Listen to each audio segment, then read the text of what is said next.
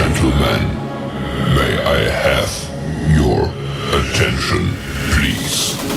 The show starts in 10, 9, 8, 7, 6, 5, 4, 3, 2, 1, go. Hey everybody, and welcome back to the Crypto Night Show. Your host Superman in the house. Well, another day of awesome fundamentals. The price might still be slumbering a little bit somewhere, but it's actually not too bad at the moment. So we're going to get into all the key details. We're going to be talking about Michael Saylor's strategy and stretch, how that's buying Bitcoin. We're going to be talking about Bitmine immersion and how with Tom Lee and how that is buying Ethereum.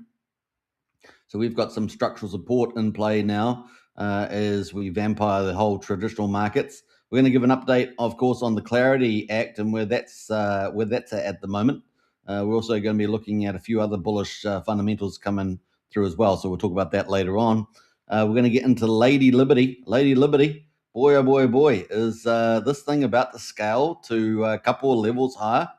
We've had some pretty big teasers there from LibertySwap on Pulse Chain. So let's get into that. I call it the Kraken on Pulse Chain, right? They're building out quite the ecosystem and also putting capital behind the protocol. So exciting stuff to see that. Let's see DG and Hexkin in house. Hey, good to see you. 5555. Yeah, we've got a little Hexes on, I think, a little bit of a bounce at the moment. But man, it is massive volumes right now, right? Massive volumes to be picked up on Pulse Chain. Are we at the bottom? Question mark. Are we at the bottom? We might look at that later on. That could be something very, very exciting. So we'll do that actually. We're going to look at the Pulse chart and see how that is going. I might as well bring it up now while we're waiting. Now, if you're new to the channel, of course, don't forget to smash the subscribe button on the way in. We're streaming on 3 YouTube channels, The Crypto Night Show, Superman Crypto, and Pulse Chain X, and also streaming live on X platform as well. So definitely give us the follow on X and subscribe on YouTube. So I hope you guys enjoy it. Now, let's get into the show. And don't forget to get in the comments. We love all the comments. Don't forget to repost the show on X. Really helps a lot there. And that'd be great. So let's get into it. We're going to kick it off with the stock market. And here we are. Stocks kick off April on a strong note after Trump says Iran asked for a ceasefire. Now, obviously, Trump seems to be interacting with maybe perhaps more moderates. But, of course, the regime, the old school, saying, no ceasefire, no ceasefire. So we've got a little bit of, a back and forth going on there. So we'll see where it all lands in the future. But so far, this is where we're at. And we're probably expecting it to go within the next 2 weeks if Trump timeline is hit. That's kind of the window now. So we'll see how we get on. Now, Dow Jones at the moment was up 0.5% actually, 224 points. We can see that, and if we look at the last week, we can see how we're tracking there. Quite a little rally since the 30th there on the move, so not bad. Now these are Wednesday's results, presumably. Yep, S&P 500 up 0.72%, 46 points to 6,575. And there we go. Better read it out differently there.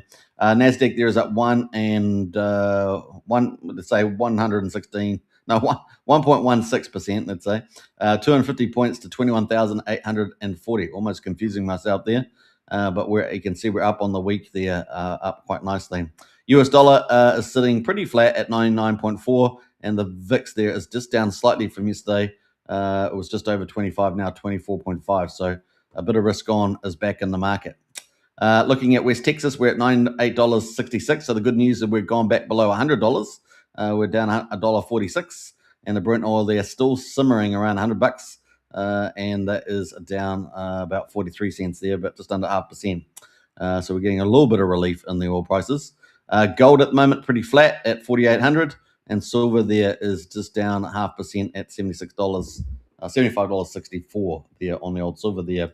All right, so that is some of the insights on the markets.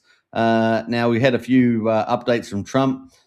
Trump on Wednesday said in this Truth Social service that Iran's new regime president is much less radicalized and far more intelligent than his predecessors. has just asked the United States of America for a ceasefire.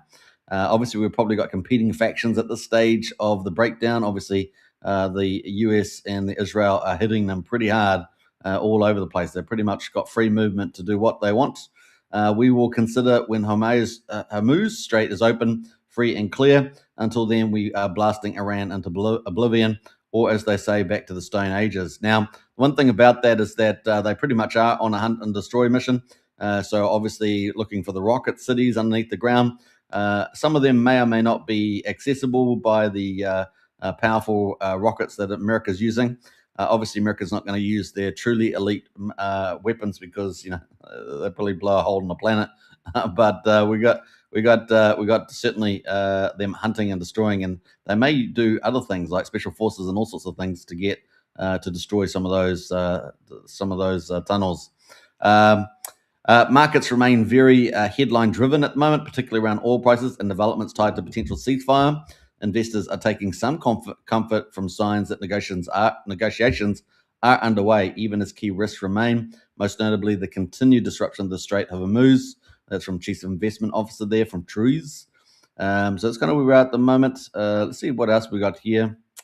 There's no doubt that yesterday's rebound has been impressive and helped along by pullback in oil prices, but the situation is muddied due to the end of quarter position squaring, obviously the end of March, that first quarter, and it's also challenging to express just what investors are pricing in and what they're not. Investors may not be factoring in the economic damage already done, so they're probably more talking about some of the oil trade routes there. And obviously, the leftist governments have been exposed with the net zero because they've been, taking out all their fossil fuel technology and putting in expensive renewable technology, right? So that's caught them out, as we always knew that would be, right? There's no difficulty there. Investors may not be factoring in that. Production has been halted and will take time to restart. And the Strait of Hormuz remains effectively closed, although ships have been going through. Stocks indices were due to rebound, but the test will now be how resilient the current rally turns out to be. So we'll keep watching that. All right, so that's some of the things there. What else we got going? Importantly, this rally is occurring against the backdrop of a meaningful reset that took place prior to the bounce. We note last week that valuation sentiment and technical conditions had all improved. S&P 500 valuations had compressed to roughly 19x, I should say, forward earnings from about 23 at the peak. Isn't that crazy? So quite a big difference there, making them a lot more attractive. Well, technology valuations have fallen towards 20x, nearing the lowest level since 2023. So you're basically getting, a discount in the market due to this this Iranian war or conflict, depending on what you want to call it. So that is pretty cool. So there we go. All right, so we're going to keep watching that. What else are we going to say about that? I think that's kind of it here. Obviously, Strait of Hormuz there, getting all that. So that is some of the highlights there. Let's jump into the crypto markets. We've got Tam in the house. Hey, Tam, good to see you. Welcome to the chat. And a big shout out there. We've got Bitcoin at the moment. Let's have a look at crypto, though. 2.43 trillion is up 0.1%. So we've got a little move there. Bitcoin at the moment is at $68,223. That's up 0.5%. Ethereum there up 2% at 2,138. And we're going to be talking about, obviously, we've got Michael Saylor and Tom Lee with their digital asset treasuries buying up Bitcoin and Ethereum. We've got BNB at the moment down 0.9%. It's $610. XRP is up 0.7% at $1.35. Number 7 is Solana down 2.2% at $81.13. Tron is up 0.8% at 31.5 cents. And then we've got Dogecoin there up 0.1% at 9.2 cents at number 10. So those are our big moves. The winner again is Ethereum. I tell you, Ethereum's been looking good. Anyway, let's get into the top performer, top 100. We've got Allegrand up 17%, Zcash up 9.1%. Precious little Zcash. Midnight is up 8.2%. Stable is obviously at 7.3%, and Just There is 7.3%. So pretty modest gains. Allegrand, the only one in the double digits on the top 100. Top 1,000, we've got Stakestone up 127%. Lorenzo up 42%. And Ontology, they're up 46%. Trending overall, Stakestone, I should say, Siren, and Drift Protocol are the ones trending right now. Big correction on Siren there though, 51%, guys. Woo! Okay, so that's where we are right now. The majors are looking okay. They're looking okay. Let's zoom in on Bitcoin. This is Bitcoin on Coinbase, and we can see that we've got the yellow line, which is the 50-day moving average at 70,850. We got the 200 moving average at 84,775, and we're currently at 68,436. So we need a little bit of a move to get back into over the 50-day, and that is 3.6%. So not a lot of, that's nothing in Bitcoin, is it? So we're just looking for that, and we're still in this trading range sideways here. And we got the little down mark. We hit 60K back on the 6th of February, down towards the bottom of the rainbow zone. So the power law, we're pretty much down there right now. So that's exciting. In other words, we're in the buying zone. We're in the buy zone here. Or some people call it the cheap zone. We're kind of in the cheap zone. We're not in the super cheap zone. That's the next level down if we decide to go there. But most likely we're in the cheap zone. And so a good accumulation zone for the old Bitcoin. All right, so that is where we are there. Let's jump over to the big buyer. So we've got structural support in this Bitcoin chart, and that is Michael Saylor's, perhaps it's the iPhone moment, but we've got the preferred stock here targeting the traditional markets with credit. That includes the money market, bond market, private credit markets, and it's worth hundreds of trillions of dollars. We're vampiring that, right? Vampiring that, and looking to take more and more of that supply. So pretty exciting stuff there.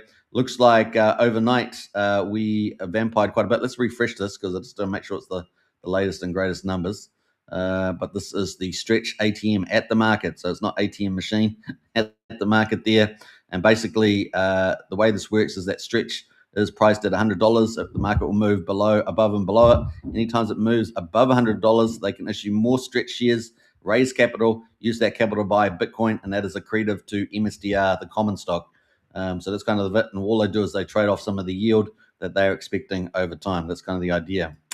And they have just started printing again.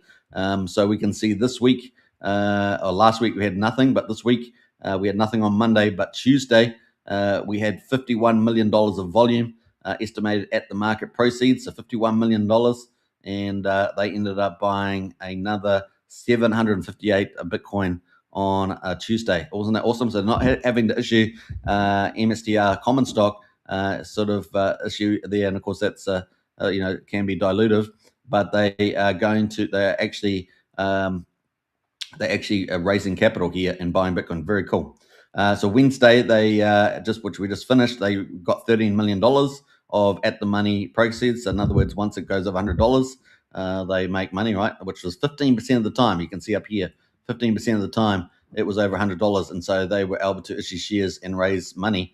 And they raised, they had basically 13 million, and the average price was $68,400 in Bitcoin. So they're able to buy another 186 Bitcoin so far, just in 2 days. So the 31st of March and the 1st of April, they've managed to buy 944 Bitcoin.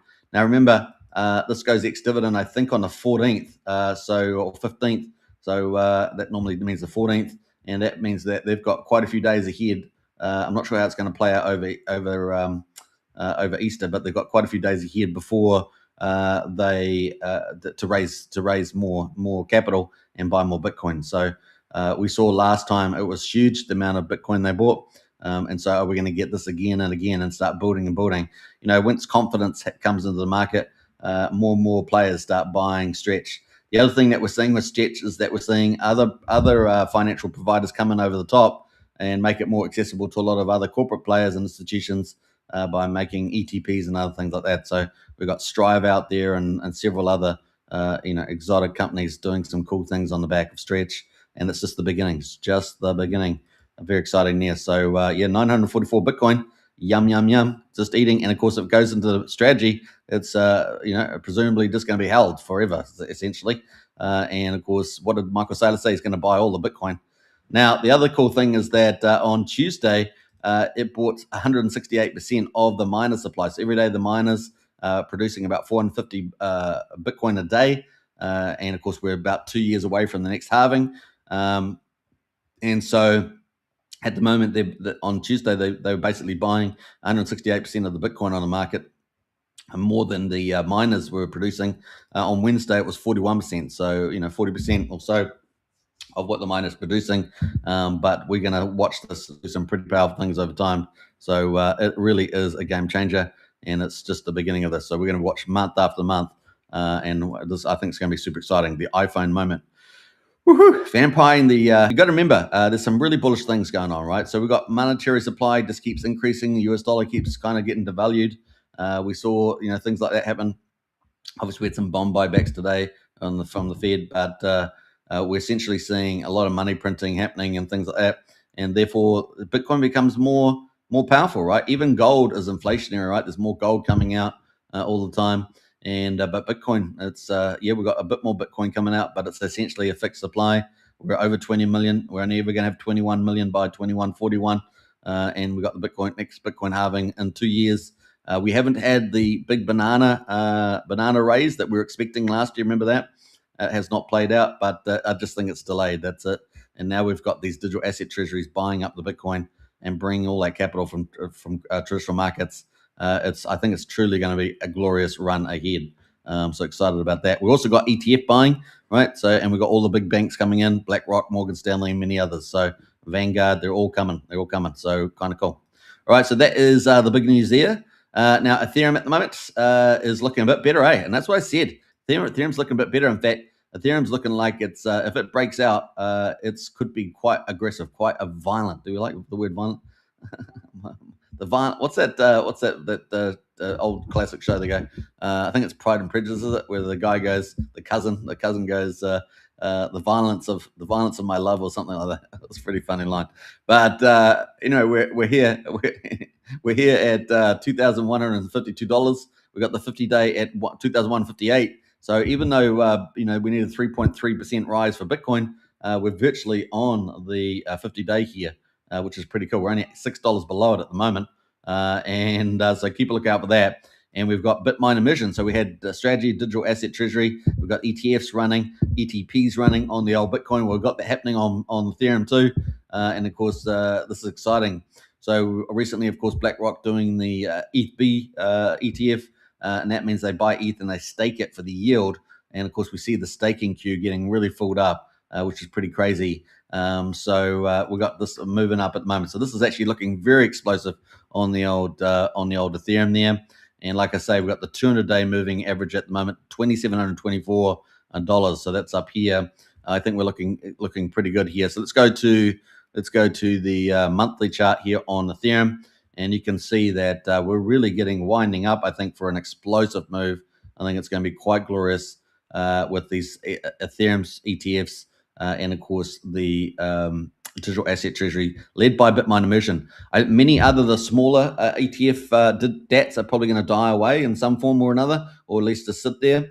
Many of them are trying to do all sorts of bad stuff, bad governance. It's bad governance when you come in and then decide, we're not really going to be doing this or that. We can't do this or that. We fail, and they go off and do all sorts of weird ththings. They try to sell. Well, at least there's a Bitmine immersion there to buy it up. So they're basically going to be the sovereign puts, both strategy and Bitmine immersion. There'll be one or two other digital strategy, digital asset treasuries that will do well. But this is these are the two kings, right? These are the kings. They're going to be the cornerstone institution on the blockchain. Obviously, we've got IBIT as well on Bitcoin ETF, and we will have some of the ETFs do well. But really, it's going to be the digital asset treasuries that are going to be the market makers. They're going well beyond just being a treasury as well. They're looking to get all the wealth over from traditional markets over into the blockchain. So we now got market makers that are able to bridge, that know how to play the other side, and actually bridging, setting up the mechanics to do that, and the partnerships required. So it really is game on from now on. And you guys are here at the right time, right place. Cheap asset prices relative to the power law and everything else. So I think we're looking pretty good. On the 12-month 50-month moving average, we're at $2,481. So obviously that's going to be a pretty key line there. A lot of people also like the weekly chart, right? The weekly, and we can see that we got the weekly price up here for the 200 at 2,583, and we got the 50 weekly average at 2,834. So obviously we're looking for a bounce. We certainly don't want those to cross, but looking for that to bounce a bit like this here, what we saw back here. So keep a lookout for that. But I think, we're setting up real nice. And let's look at what else is going on with the digital asset treasury. Well, we had the release that Bitmine bought 75,000 ETH last week. And we got that update on Monday, so only a couple of days ago. And now we've got Bitmine buying another 45,000 ETH today. So they've just continued to buy, guys. Another $95 million in Ethereum has been bought by them, buying every single week, approaching the 5% of all ETH, right? That's their target there. Now, I did tell you, the guys, that technically they could go to 10, even 12% without affecting the network effect there. But 5% is definitely the target they've got, and should be done by the end of the year. They've got to balance their cash position. Remember, they had about 1.2 billion. They've been doing some buying some other companies and stuff like that because they've got a bigger vision, right? A bigger vision than the digital asset treasury. And of course, they, being the market maker, they're trying to bring over the new monetary system, all that sort of stuff, and mass adoption. So there's a lot of stuff they're doing, and they're putting money into those key pieces of the puzzle. And so that's pretty exciting. And we're talking about ALGO, WorldCoin, AI, digital ID, which we're against in DeFi, and of course big financial apps and Mr. Beast. So you got all that stuff playing out there. OpenAI as well. All that stuff in the I guess the what do you call it, the weapon store for a Bitmine immersion. So it's going to be quite incredible when it plays out, and we're looking at that over the next 18 months in particular. So kind of cool. And so they continue to buy. The other thing they did overnight as well, they've staked some more Ethereum. I don't know if I've got it here right now, but I think they staked another 117,000 ETH. So this is exciting. They're ramping up to their full staking. So I think they're pretty much with this 45. That would take them. I think that would take them about. I think they've got about just over 4.8 million ETH, maybe getting close to 4.9. And they've staked about 3.2, maybe 3.3 of that now. So they're just starting to ramp up the staking of ETH, and the staking queue is pretty full. Last time I checked, I think somewhere between, is it about 2.5 million ETH at the moment trying to go through. I think it takes about 50 days to actually get staked. You're sort of in that holding queue. I think it's about 50 days, plus or minus. You guys can go check yourself, but I think somewhere in that ballpark. But they're earning about 2.8% once they get it staked, which is pretty exciting. So everyone, their total target is 6 million ETH. Remember that, 6 million, I think 32,000. So they've still got a little bit to go, 1.1 million, something like that. They're still holding probably about at least 800 plus a million in cash. And of course, every time the MNAV at the moment, I think, is below. I think it's about 94%. So they had typically been slightly above the MNAV. In other words, the value of their stock was worth more than the value of their Ethereum holdings and their other portfolio, other parts of their portfolio.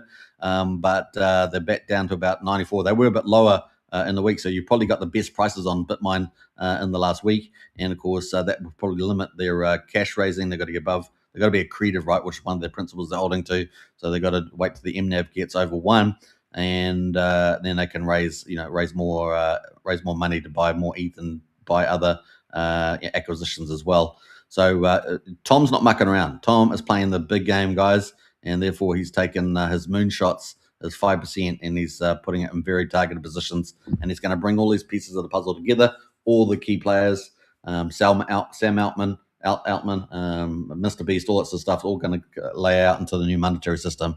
Going to be pretty exciting stuff.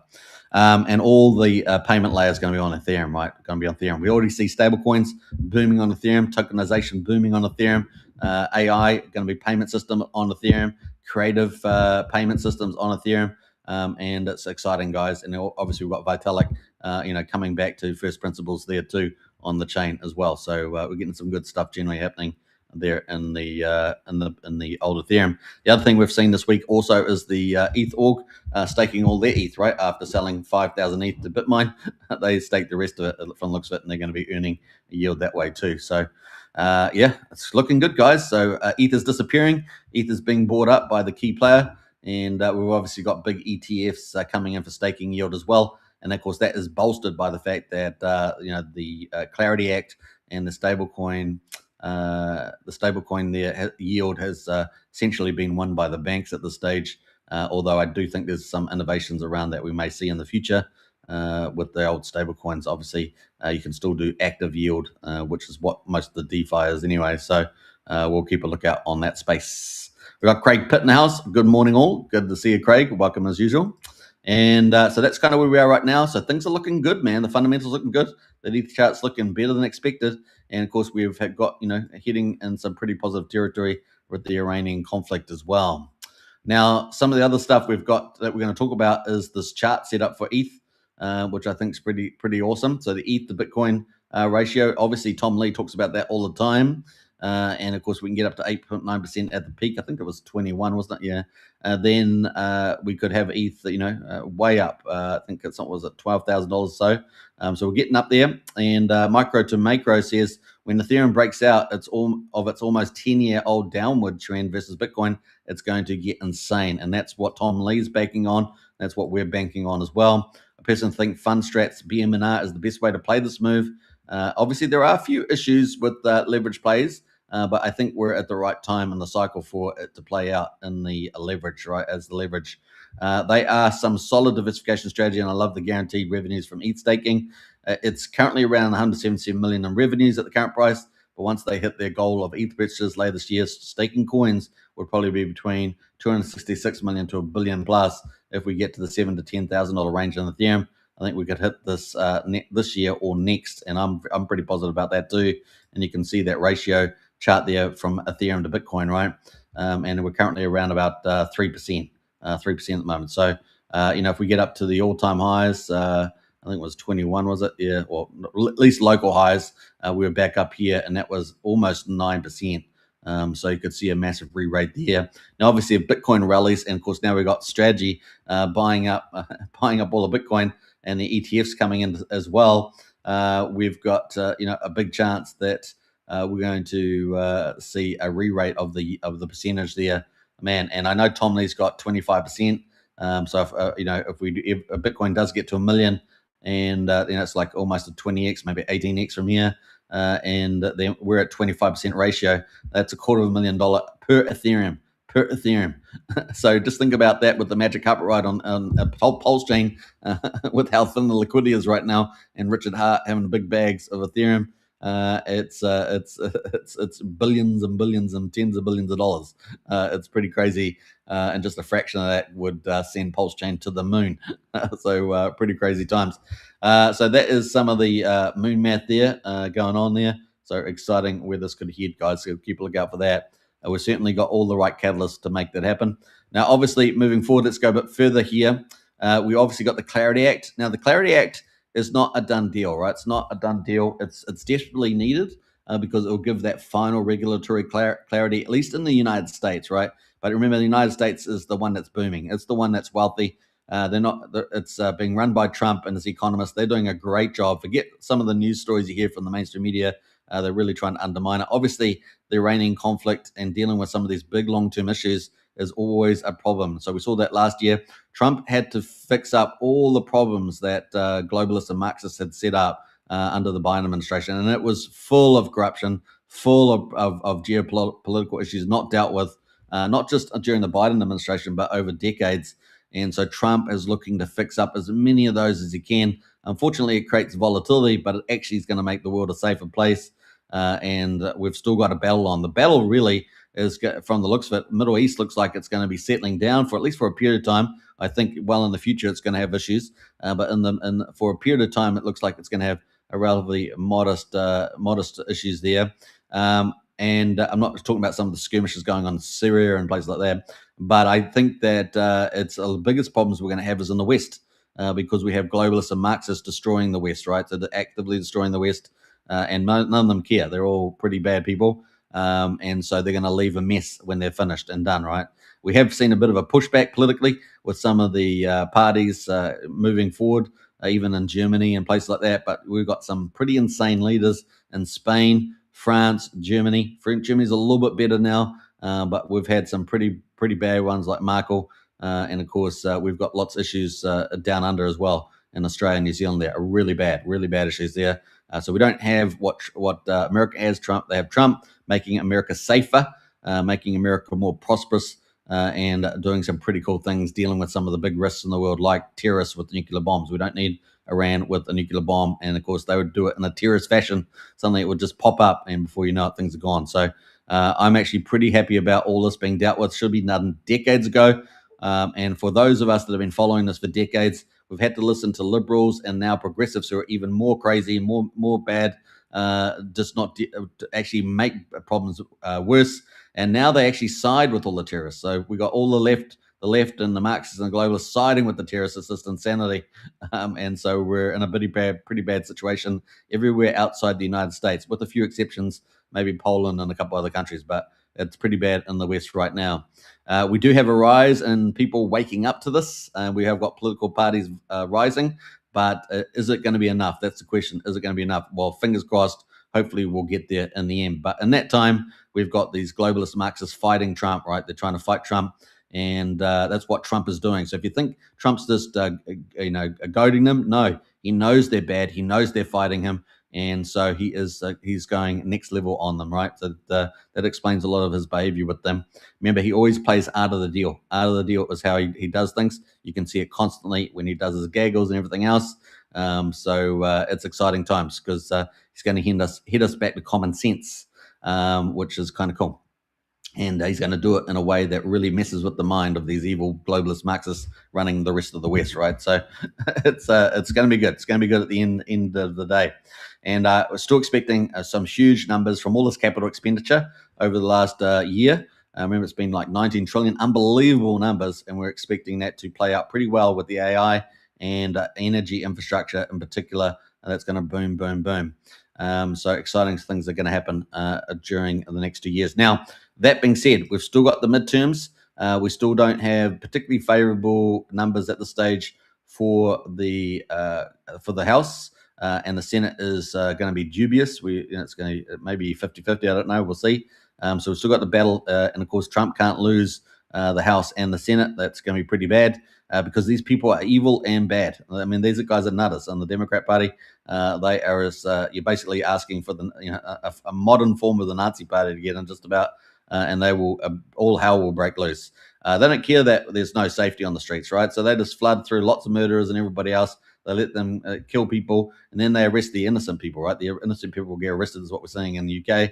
And this is injustice. They turn everything upside down, and that is the pure definition of evil, right? Where you don't get justice, injustice is justice, not injustice is justice. You know what I mean? It's pretty crazy stuff. So that's kind of where we are. So we've got short-term pain, but I think for long-term gain. And so we've got to get this Clarity Act through. And let's hear a little bit of the update here on this from Coinbase. We've got the Coinbase representative here. I think it might be the CEO. Not CEO, but he's representative there. Let's hear the update here. Senator Tim Scott, who, of course, introduced the Clarity Act, I think believed, and many did, that we were going to have a resolution of this in the fall of 2025. It has gone on much longer, this argument, than many believed. But talk about that 48-hour time frame. Do you really believe that we're going to have resolution in 48 hours after all of this? I'm very confident we're going to see progress. And the reason for that is we need to finish the job. It's true. The Genius Act passed last year was a watershed moment for crypto and for the crypto economy. For the first time, we had sensible rules in place that govern this important part of crypto. However, it's important that we provide a full market structure into which the crypto legislation from last year can fit. And that's what Clarity fundamentally provides. I do think that it's important that we finish the job, in particular on deciding which tokens, which crypto projects really should fall to the jurisdiction of the SEC on the one hand, and which really are better served by oversight over at the CFTC. I think Chairman Scott deserves a lot of credit. He has certainly been persistent, even patient, as we've worked through a lot of these issues. I think that with all the progress that we made over the last several months, it's exciting to see that we're moving towards a markup hearing in the Senate Banking Committee, hopefully as soon as in the next few weeks, and ultimately a floor vote and passage of the bill with a signature by the president to follow. Okay. All right, so we're kind of looking like if we can get all this stuff out of the Senate, and then I think we've got the markup and edit, I think even as early as this week from Loomis. And so hopefully we'll get this all done by April, and then maybe back to the House, I think, by January, and they want to get the president's desk by 21st of May. I think that's kind of where the timeline is. I think we're looking at a 50 to 60% probability at the moment, so I think it's slightly in our favor still. But maybe not 80%, right? Maybe not 80%. So we'll keep a lookout for this. It is pretty key. If this fails and the Democrats end up, later on getting in the midterms, we won't get it through this year. That would be disaster. It just puts some way more risk on. Now, if Trump can get the Iranian thing out of the way and the GDP numbers start playing out as we expect and everything else, then maybe the midterms won't be as bad. So we'll keep looking at that as well. We might cover some of those data. Depends on who you're asking, right? Depends on who you're asking them. So that is some of the update on the Clarity Act. We also had probably even more bullish in some ways is the ISM manufacturing. Now, obviously, this is, some people are into the 4-year cycle, but others see that the ISM is actually one of the key drivers of the bull market for crypto. And for goodness sake, it's finally after 2 years or something. It has been almost 3 years. It is finally broken above 50 and consistently starting to move higher here. So the ISM there, the manufacturing index, if it's over 50, it's expansionary. And we can see that on these other periods, so we've got 2013 here. We got here the down there 50, so that line is 50. And let me just see if I can make this a bit bigger. Let's see if that's a bit bigger there. It's better. So this line down here is 50. So anything over it is expansionary for the manufacturing. And you can see we've been below it all this time. Terrible, right? Terrible. And that's a lot of fallout from the Biden era, right? So the only thing Biden really benefited from, he did all his bad decisions, but the only thing he really benefited from was Trump's tax bill from the previous presidency. And that's the only thing that kept him up, right? Kept him up, employment, job employments, and things like that. And so here we are. Manufacturing started to really die away, which is typical of the Democrats. And here we are coming back up again. And so we've just got over 50. Yeah, I think it's 2 months in a row. And we are now starting to move up. And it corresponds very well with the Bitcoin price. So you can see that here. So we're down. We started exploding up to the right there. So that banana move and Bitcoin ran, right? So we had that here. A banana move, right? So we started moving up in the manufacturing index over 50, expanding, and we had the banana move, right? Now, we've been stuck in this big, largely below 50 for about two or 3 years. And we really didn't get the banana explosion in the Bitcoin price, right? We had a nice little rally and then it's all come down. We really didn't get the steep move that everyone was waiting for that we saw in 21 and 2017. And so we could be looking very good for that right now. With the manufacturing index starting to grow. So exciting times, guys. And if you match that with the power law curve, we are getting very close, guys, because the power law, they're down at the cheap buying price for Bitcoin. And so these two things are lining up very nicely. And these are probably the two most reliable indicators, and it's looking good. It's looking good. So feeling good about that. And so, if the Iranian thing dies out within a week or two, we could see quite a good run here. Remember, a lot of monetary printing's going on, etc., all the rest of it. Bitcoin is such a good store of value, and now we've also got finance coming over to Ethereum, right? So that's kind of the big mega plays going on, and they're all converging. So let's keep a lookout for particularly the second half of the year, but looking good at the moment, I think, and maybe a few more months, maybe April, May there to pick up some more cheap bags before it really starts to run. So that's kind of the idea. And with the only real risk is the midterms ahead. So we'll try and track on some of that stuff too. All right, so that is pretty cool. That's going to lead us into Pulse Chain, but we've got Frank White in the house. Say bang, bang, Pulse Gang. Good timing there, Frank. All right, so let's get into Pulse Chain. Now, obviously, Pulse Chain, wow, it is all-time lows coming off the bottom. OMG. What else can you say? It's been pretty crazy, but we're on day 1056, and I can see it now. I can see in the future a chart from Richard Hart showing the bottom, and I don't know if it's going to show 10,000x, but it's going to be pretty. It could be easily be given the amount of money you could have, and if Ethereum goes to where we think it's going to go. But nevertheless, there's going to be some massive chart saying with those big little square little rulers on it, saying, "Look at what Pulse Chain did." If you managed to have been here if you lasted more than, I don't know what, it's going to be 12, 1300 days by the time we get to that, something like that. Maybe it's going to be 1500 days. I don't know, you decide, but I can see that in the future they're coming up. And see, I told all you losers, all you cryfaggers, Richard will say, and he'll have that post those charts. I can look forward to that. It's going to be funny. All right, so and everyone else that survived is going to go, how did I survive this? How did I survive? How did I last this long? And then all the others that didn't last, they'll be like, what the fudge? I've been ripped off. Why did I sell my hex? Why did I sell my hex? Well, heaps of videos like that, be a bit like that. Anyway, we're on day 1,056 right now.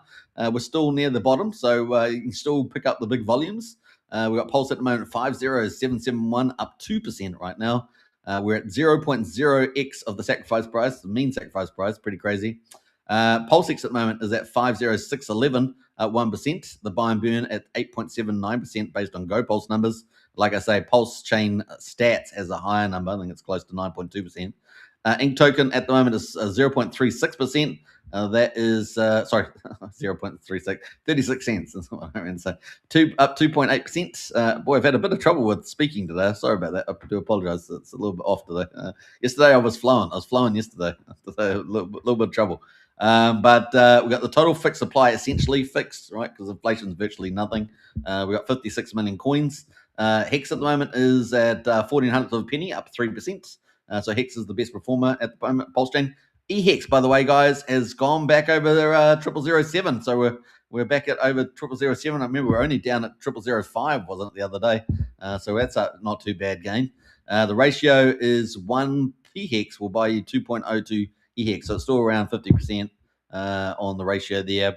Let's jump over to the gas prices. Gas prices. We're going to gas prices first. 872,000 beats, pretty much what we've had the last couple of days. 0.2 of a penny for a PulseX swap, pretty cheap. Validators at the moment, 50,128. And the bridge there is at 70.35 million. So yay, we're over 70 million, guys. We finally got there after several days. We're back there again, 70.3 million. Nice stuff there. And of course, ETH and Bitcoin up a bit helps there. Now, one thing I will say is apparently there's been a bit of trouble with the public RPC node. You might have had a few issues in the wallet there. I think I experienced some of those. But there are alternatives out there. I think LibertySwap posted one of them the other day. Maybe we'll check that if we have time. So you might have to just note that you might have to switch your RPC node around there as well. All right, so that is the old Pulse Chain. Let's jump over to the best performers. Well, at the moment, ZKP from Kairos at Emmett Farm, and they got ZK, first real protocol built on top of, ProveX, and that's up 18%. So nice little bounce there, and the volume is sitting around 5,500. So they're still earning their ProveX tokens. We got the world's greatest P-dye printer from OG WebChef up at 10%. Teddy Bear from James and Maria. We were saying this, was it yesterday or the day before? Where's James Maria? Has he got, what's he going to do? Now, he's definitely got ETH and some firing power out there, and of course, his bot mechanisms and trading and arbitrage and things. So, we're just looking up for him, and then suddenly he pops up, the almost 10% up there on Teddy Bear, 9-10% there on all those pairs. Look at them dominating there, along with the Troper, right? Along with the Troper up 9%. Then it comes down to number 11. Gizmo is up 7%. Some more treasuries, Reserve Tay there. I think they're all those James Maria, all those look domination. And then we get into some of the PCock coins. So we've got Zen there with PCock up at almost 6%. And I think they're doing a lot of DeFi protocols, over 10, I think it is. We've got UFO from PDC up 4.7% at number 15. Number 16 for Investor, the OG WebChef grandparent. They're up 4.6%. Most, one of our top meme coins there, up 4.5%. Dominance from OG WebChef up 4.4% there. And then we've got a couple of Hex pairs, Pulse Puppy, Pump Tires at the moment up 3.75% there at the moment, and so on. So yeah, Unity there as well. Now Unity is matched with PulseX. That's from Cryptographics, and they have applied. I think it was for was it CoinGecko? I think they've just applied for CoinGecko listing. Something like that. So that is a little bit of news there for Unity. What else is going on? Liberty there at the moment at number 25 is up 3%. ALGO, a Hex derivative, up to 3% there. What else is going on here? Let's scroll down here a little bit there. We've got Stake ETH at number 32, up 2.6%. Emmett from Kairos. So it's sitting at $1.08 right now. So congratulations there, Kairos. That's up 2.6%. Essentially one of our best, if not the best, overall farm on Pulse Chain, offering high yields. Just had their 1-year birthday. That was pretty cool. Now, Vouch, arguably still our biggest valid, I believe. I'd have to double check, but I still think it's the largest one. Valid X, I don't know if it's flipped that or not. It may have. They had a big Vouch valid leave or something. but that is up 2.4% today. Let's have a look else. What else we've got? We've got curve. Now, there's two curves. I got caught out the other day with the two curves, but the CVRE here up 2.3%. 9mm, the DEX, had a little bit of a run the other day. That's up 2.3% at number 43. Scroll down here a bit more. Solid X at number 48, up 2%. So we've got a little bit of movers here, all slightly beating Pulse Chain, wasn't it? What was Pulse Chain again? Let's go have a look at Pulse Chain just to remind me of what they are. Yeah, 2%. Okay, so 2%. So yeah, we haven't got that many of them. Probably about 1/3 of the coins are beating Pulse at the moment in the trending coins. So that's pretty much it. A few honorable mentions here. Let's have a look. We've got Mafia from Rack and Michelle sitting at just below 30 cents, up 0.5% there. Stacks and Savannah in the house. So Savannah from another farm token there, and Stacks at a 3%. We've got Ink Dollar from Fast Abdul. It's holding stable at $1.01. A little premium in there. And then we've got PC the Greys about break even on the US dollars today, sitting around number 67. So 2/3 either in the green US dollar wise, but I guess down against Pulse. Top Hat's trying to sneak in there as well. Not quite making it. And PCC the Greys, the main peers, down here at number 76, down 1%. They're sitting currently at 0.0012. Will they get up to about 0.00156 the other day? Pruvex at the moment, the biggest peer, is at number 80, and it is down 1% right at the moment. So have a look at little Richard Hart's Pruvex, and we can see that it looks like it has found the bottom. We talked about that the other day. We're on the 4-hour chart here, and it bounced off here. So it looks like it is trying to climb and get a new high. What it does need to do, I think it needs to get to 67. It needs to pass by 67, probably 6,800. It's at 6,200 right now, so keep a look out for that. And definitely a bullish sign would definitely, if it gets over that 7,000, that'd be pretty nice. It's got the room to do it on the RSI, on the 4-hour, and the daily there. Of course, it recently printed a RSI around 50, and so this is actually probably looking pretty good now. I think it's looking pretty good. Trying to fight to move up is what I would say, and it's, I guess, got the room to do it. So there we go.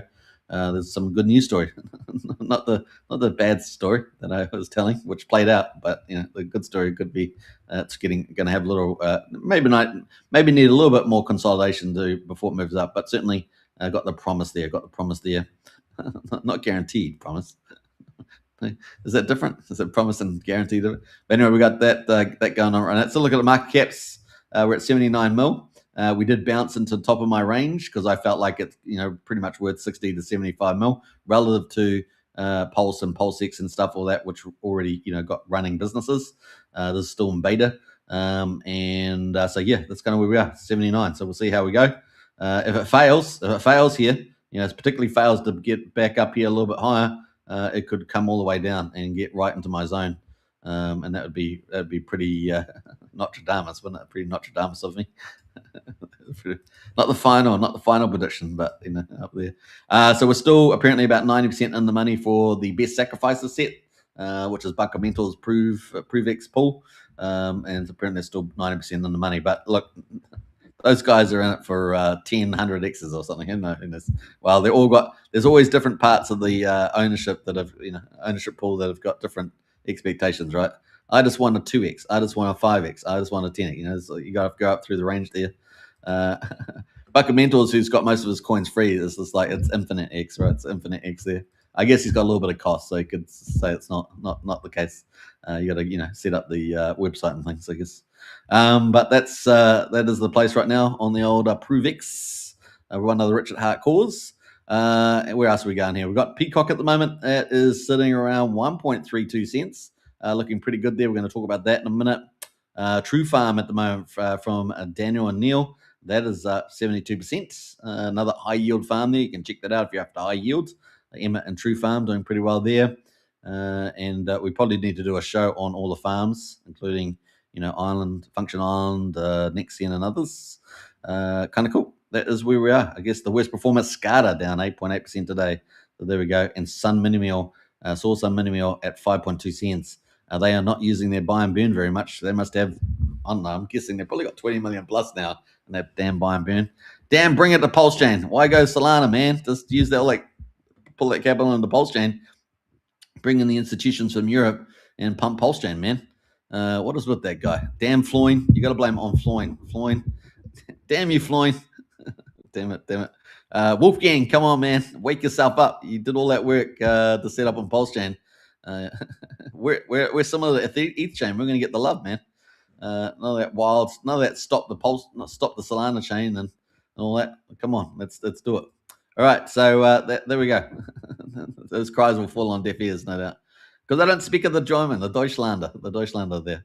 All right, let's jump over to Pulse Chain. Let's have a look at Pulse Chain right now. We're at 507,664, and we are below the 21 moving average, which is at 50841. It seems pretty crazy, right? Because we used to be talking about 4 zeros all the time, but lo and behold, this downward chart. damn you, downward chart. But here we are.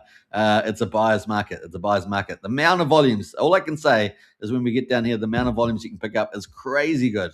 At the moment, let's do a comparison. At the moment, you can pick up 1 billion Pulse. It would have cost you at the sacrifice $85,000 plus or minus. There's a little bit of variation there depending on multiplier, but essentially around about 85K. Now it will cost you 7,650. So there we go. That's huge difference, right? So you're getting mad gains here. What's 11, 12x or something? So huge gain there at the moment for volumes. If you bought up high and your portfolio was down low, well, you have the opportunity to buy low and pick up heaps of volumes and lower your average down dramatically, which means you only need a little bit of uplift to get back into the money. Now, if you are doom and gloom about Pulse Chain, you think it's forever down coin, you think Magic Heart Ride's not happening, all that sort of stuff, then you have to decide what you're going to do there. Obviously, nothing's financial advice. You got to do your own diligence and make your own decisions. But if you are bullish about it, and maybe this blue line plays out, that'd be pretty cool. Maybe it's going to play out a little bit later. Maybe it plays out here. It's a give or take. But I'm feeling pretty bullish about the second half of the year. So that's pretty much the second half of the year. So let's see how that all plays out. Going to be fun. All right. And Ethereum's going to be a very key indicator. Remember last year, Christmas video? Richard said, I'm not interested in altcoin season, I'm interested in Pulse Chain season. What have we seen them do recently? Well, we've obviously got ProveX launch, token launch, beta launch. We've seen inflation cut, etc. Richard being pretty active on social media. He is on the move. And what did he say? He is working. And so he's doing his playbook. Now, when ETH opens up in price, that means his financial bags go up to the moon. All that stuff, whatever he's got left from the AA lobby, Hex AA lobby, whatever he's got from the PulseX, ProveX, Sacrifice, all that sort of stuff is there. Whatever, and of course he has his own private bags. Bitcoin mining in March 2011, ETH mining in 2016. He's got all that stuff, all the airdrops. He's there. So presumably, if he is as diamond hands as he has indicated in the past, then his personal bags must be pretty ginormous as well. So if ETH decides to do a 5x, then all his bags go 5x, including the sacrifice set. And of course, that is a huge amount of money, right? On thin liquidity on Pulse Chain, it is easy to pump. Even shaving a little bit off every year is huge. Now, Tom Lee talks about the 10-year cycle for the maturity of transferring a lot of the value from TradeFi into crypto. It could be massive, right? So he could be laughing himself all the way to pumping the bags for glory there. It's my chain. I outdid you all right? So that's kind of the play there. That is the old Pulse Chain. So we'll keep a lookout for there right now. All-time low. It was just checked in, right, on the weekly charts, and we got down to 506983. Yeah, I said it was true. We got the weekly moving average right now at 1461, just by comparison there. So we'll see how we get on. And the RSI is skimming along the bottom. Look at that. But look, it's done this before. Skimmed along the bottom, and then it had a rally in the RSI. Look at that. Boom. And so I presumably we're going to be up for a pretty awesome rally. Look what we had last time we had that. That was pretty cool. So keep a lookout for that. Going to be fun. All right, so that is the old Pulse Chain. Let's jump over to the juggernaut, the Kraken on Pulse Chain, a LibertySwap. I mean, we are lucky to have them. They are building out the frontier, truly frontier of DeFi. We've got a lot of great teams on Pulse Chain, some of the world's best developers on Pulse Chain. But these guys are doing it the right way. They're doing it the top end of development, and they're doing it rapidly. So we're not waiting 2 years, 3 years for the greatest idea. We're getting some of the best ideas, and they're rolling out rapidly every month, just about. And sometimes we get 2 big things dropping, and then a whole ton of other stuff filling in the gaps. So these guys are crushing it. And now they're about to scale to next level, guys. They are scaling to the next level. It's going to be truly the juggernaut on Pulse Chain, and it's multi-chain, right? So their vision is multi-chain, even though it's based on Pulse Chain. They are multi-chain offerings, and of course they bring all that value in. And of course, PCock is the official coin there. They will have two coins though. They're going to have the ZKX coin, and of course that's going to be airdropped to PCock holders. Now we don't know what percentage and the allocation for that. So there's still question mark over there, but I suggested probably the bulk, and let's see what happens there. The bulk will be PCock. They obviously keep stuff for LPs and all sorts of other things they're going to do, but that's going to be a DAO token, right? And probably a yield token too, which I've also teased about. Now, I suspect we've got this wallet coming up. We're going to have a DeFi lending coming up. We're having market maker liquidity yield offerings. So they're coming into the yield phase now. So they're coming into the phase where they're offering yield products. And this is pretty cool. So you get to participate in their success and all the volumes. And they're about to open up the volumes, right? So this is a big deal. The volumes is where you make all the money. And they're about to go next level. This is where they're scaling with the volumes. So hopefully there's some of the big picture items. And it just feels not too far away. It feels like maybe a stable coin's coming. Do you kind of feel that too? I just feel like that's probably on the horizon there. And this all lines up with Richard Hart's vision, but it fills it in, right? So Richard Hart may have said, this is an idea, this idea, this idea. Well, these guys are actually filling it all in. And it's pretty good. It's pretty cool, pretty exciting where they're heading. So testing all hardware we have with ZKX Wallet. The wallet works well with Trezor and Ledger. It still needs some work with SafePal and Keystone. All the Pulse Chain infrastructure for the wallet is built in-house. So that's what I'm saying. This team's not your ordinary beer, is it? They're building it all in-house here and used exclusively for the ZKX wallet users. Now, remember, this is kind of like a hybrid wallet, and as far as I know, it hasn't been done before, where you're matching the privacy features like Railgun and all that, and you're mixing it in with the normal wallet. And so now we're going to have this fantastic new hybrid wallet. And as far as I know, it's the frontier of DeFi. Not aware of anyone else that's done it. You can let me know if anyone else. But this is very exciting, and this is all in-house. They said it's built in-house, it's infrastructure, so it's got to be bespoke and unique to themselves. So it's pretty exciting. And they're just, when they did LibertySwap V2, remember that? They were upgrading it, I think, at the end of last year, in the new year. They were talking about hooks coming in, and I'm not sure if anyone really picked up on that. I'm sure there are plenty of people that did. But basically, that meant that they could just add these modular DeFis to their system and just explode it out. And that's what we're seeing happen. It's really exciting. Here we are just turning into April, and they've already dropped, LibertyX and other things. So it's absolutely amazing. So excited about this. This month looks like they were going to be dropping this wallet, and that means Pulse Chain is going to have another awesome wallet on Pulse Chain. It's wonderful having internet money. They've done amazing on Pulse Chain. I think they just hit about 117,000 downloads. And we might actually go have a look at Internet Money Wallet in a minute. But they've also, got on all the three major platforms like the Play Store, etc., and over 190 countries or whatever it is, 40 blockchains. So, Internet Money does really well, and you earn from all the swapping fees. So it's kind of got that DEX feel as well. Now, all the Pulse Chain infrastructure for the wallet is built in-house and used exclusively for ZKX wallet users, allowing us to freely optimize the user experience and make it closer to Solana and other fast blockchains getting there. So really exciting about that. Isn't that great?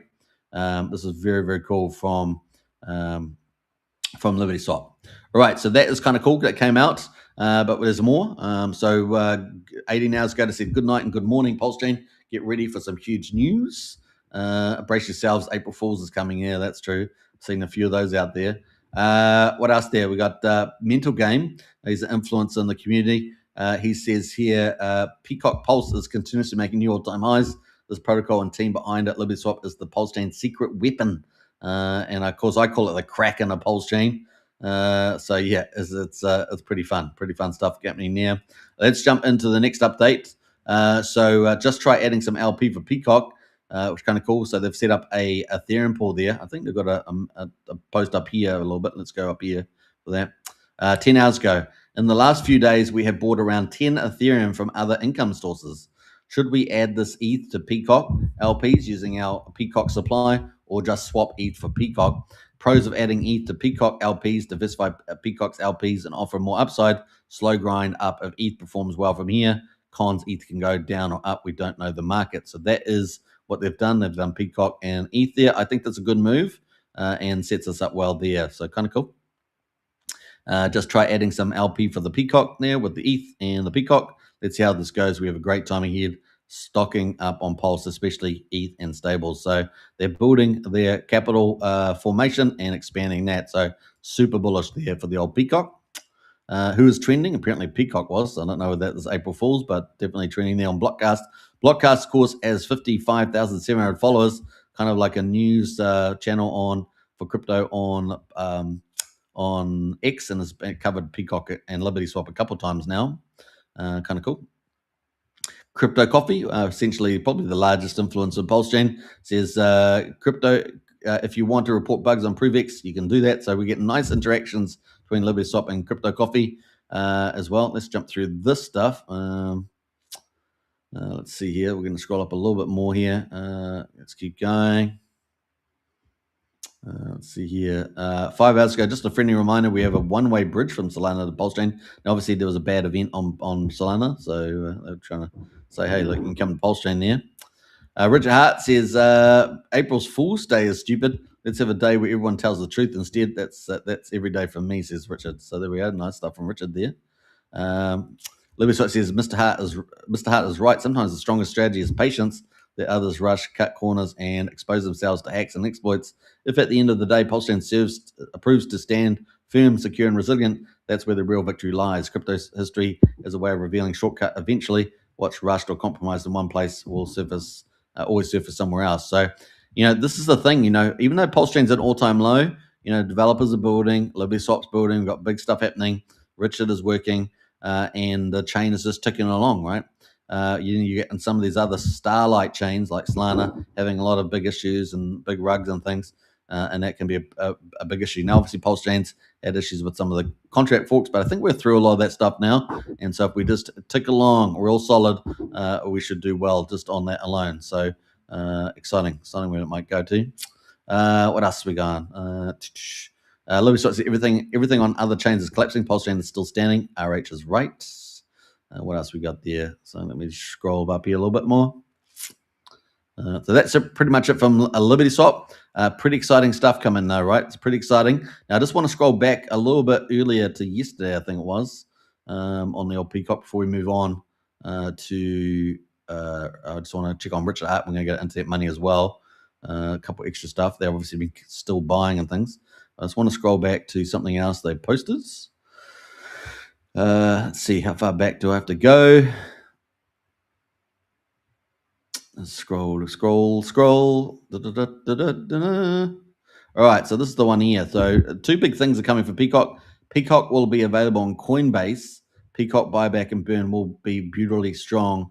Also, what do you think about VCock there? So they've got lots more products coming, guys. More big listings are happening as well, and I'm getting excited about that. I hope you guys are too.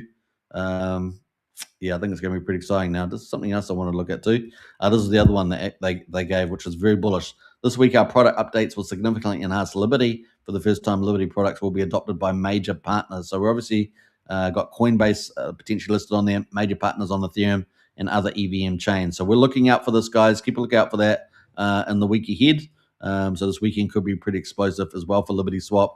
And of course, they're working on that wallet too. So you can see these guys are doing some pretty big stuff on the old PulseChain, and it's great to have something of this professionalism as well. And it looks like they're about to scale next level with some of these updates.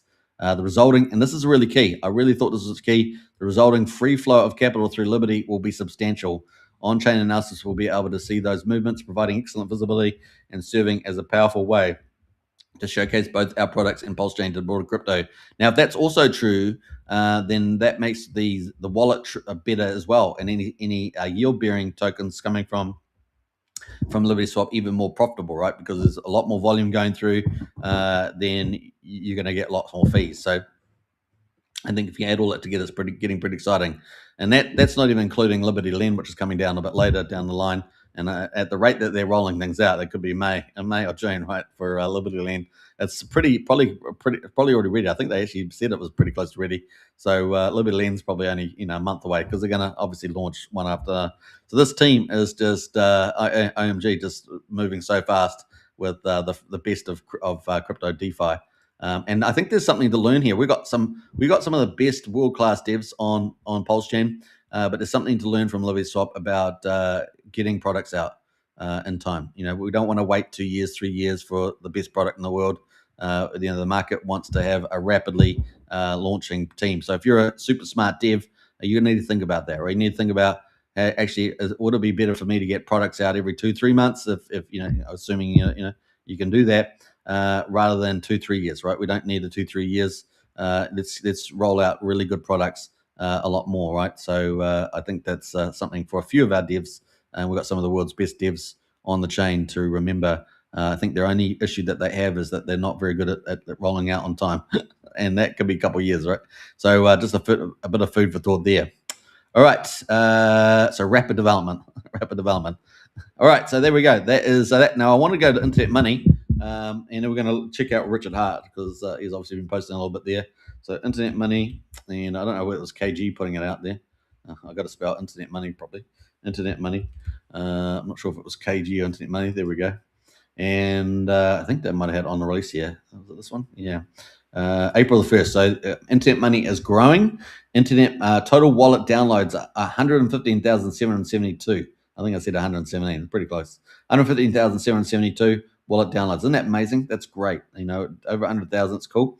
iOS is 28,710, up 457. Android is up 49,000, up 1,271, and Chrome is at 37,982, up 500 there. So that's fantastic. Over 2,000 downloads there on the latest update. 2,231, with an average of 77 new downloads per day every day. Isn't that neat? That's pretty neat. We hope to have you been enjoying all the updates with more to come. So pretty cool. And remember, over 40 blockchains as well supported, and they're earning a lot of revenue there. So pretty cool stuff. And the community there responding with lots of support, which is good to see. So Internet Money, LibertySwap, two of our juggernaut protocols on Pulse Chain. And see, we're maturing, guys. We're maturing. And this is what I said. I want to see us mature. I want to see, we've probably got 15 blue chips on Pulse Chain right now. And that means that's a risk-return trade-off in that characterization. But a lot of them will require Pulse Chain to reverse in price, right, to go up, like the DEX aggregators and things. But we do have a couple of dynamic DeFis, and LibertySwap's definitely one of those that can move up pretty nicely. And we know that the LibertySwap ratio to Pulse is moving up pretty nice. We've got a couple other projects doing that too. So there's definitely opportunity on the chain. But hopefully over time, the chain, we get more and more mature. Investors get better at investing, and we're always going to have speculation and all that. That's always the healthy part of the blockchain, and every blockchain has it. But we want to get, if we're going to be, a bigger chain, we want more mature investors, more long-term holders, more, it's just smarter plays there in some ways. And then we'll always have the pump and dumps and all the memes and all the rest of it. That's just crypto. But yeah, pretty cool. Some good stuff happening there. Now let's finally flip out or check out Richard Hart, and see where he's at the moment. Richard Hart. And he's obviously been making a few comments. We've got the April Fool's one. We covered that. That's pretty much it. Yeah, the other thing I forgot to talk about was, he updated GoHex and PulseX, I think, as well. So, Richard is working, as devs are working, obviously. And that's kind of cool. So some good stuff there. How are we doing for time? 1 hour and 8 minutes. Not bad. So I think that's some of the key stuff there. What are we waiting for? Well, in the short term, I think the next big thing that I'm waiting for is Vault 369 from Fast Abdul. That's going to be getting pretty close from testing. And who knows? Who knows what's happening with Coinwell, the other liquidity fork. Obviously, they take everything down, but we're looking forward to that. Presumably, they're just waiting for market timing, and they'll be back, I guess. So don't know if anyone else got a specific update about that, let me know. So they're working there. I know Jen's been pretty social on the socials. So big shout out to Jen out there. I know she's working on that, but they're definitely tied up to some of the socials there, maybe waiting for the right time in the market there. We'll see. What else? We've got liquidity forks. We got a lot of devs doing a lot of stuff. We got Stu working on all his protocols. We got Jacob working on his. We've got a lot of other devs working on farm technologies. I know Donnie D's out there, Kairos is out there, Psycho's out there. They're all out there building out some quality DeFi in the farming zone. So that's kind of cool too. And they're offering, high yields. We've got True Farm out there offering high yields. So there are high yield farming opportunities, and they seem to be pretty good, operating pretty well. We'll keep checking that out. We've got Axel out there that do peer-to-peer haven't actually checked up Axel for a while, but doing peer-to-peer lending. So we've got some of that sort of stuff, and we've got a few more leverage plays as well. So NextGen does it with their leverage play. We've got farm factories now as well. So there is a lot of DeFi out there, guys, that you can tap into if that's something that suits your risk return profile. What else? I think that's kind of it. Yeah, James Maria on the move a bit today. Troper, Teddy Bear on the move. OG Web Chef moving up a little bit. What else? Yeah, lots of cool things happening, I guess. But yeah, buying at the bottom. That's kind of. Are we buying at the bottom? It's kind of looks like it, but we'll find the bottom eventually. Feels like it's the bottom this time, but yeah, we'll see. We'll see. Certainly picking up a lot of volume there. All right. Hope you guys enjoyed the show. I'll catch you again tomorrow. Shall we meet up again? Besties, best of friends forever. BFFs. I don't know. I keep making these bad jokes, but it's probably time for me to go. All right. Take care, everybody, and I'll catch you then. Bye for now.